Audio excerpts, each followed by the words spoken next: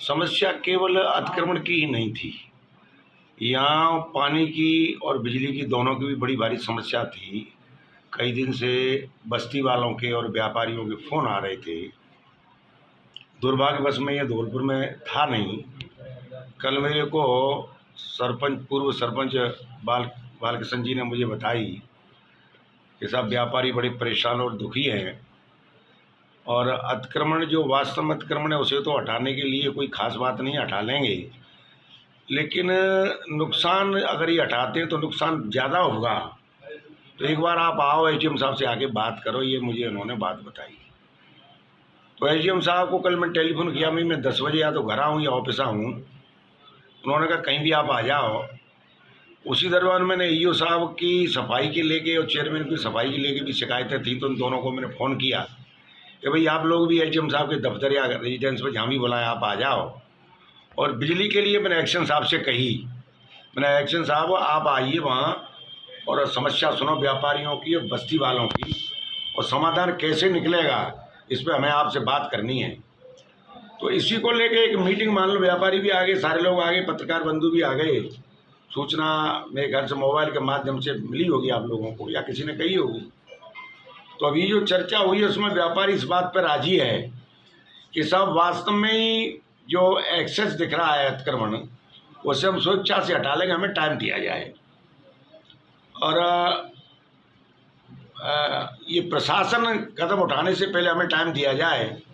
तो जैसे टीन की समस्या है या आगे नाली के ऊपर जो अतिक्रमण ये बता रहे उसकी समस्या है, इसे हम निश्चित तौर पर दूर करेंगे।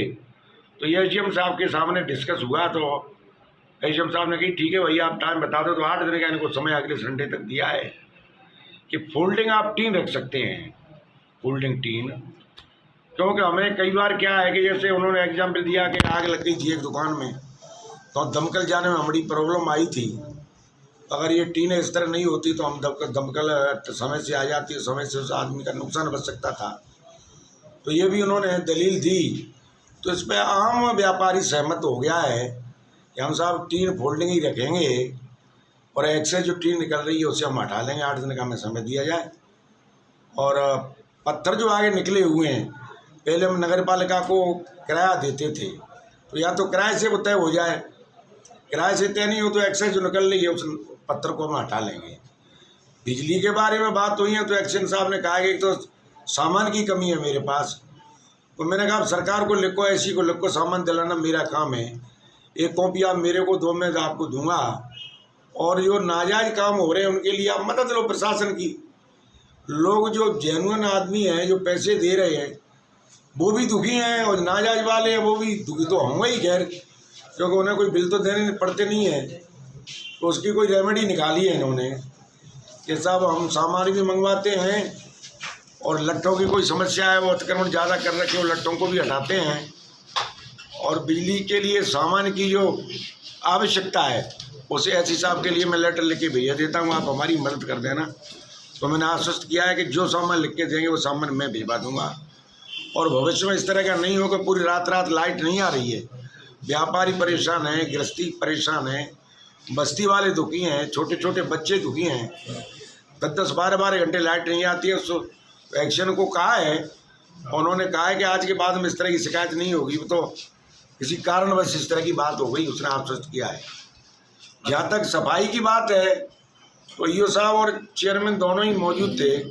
उन्होंने आश्वस्त किया है कि साहब जहाँ जहाँ आप बता रहे हैं गंदगी वहाँ नहीं रहेगी, हम टोटल सफाई आपसे लग जाएंगे, और कोई सफाई गंदगी शहर के अंदर नहीं रहेगी, टोटल हम सफाई करके आपको देंगे।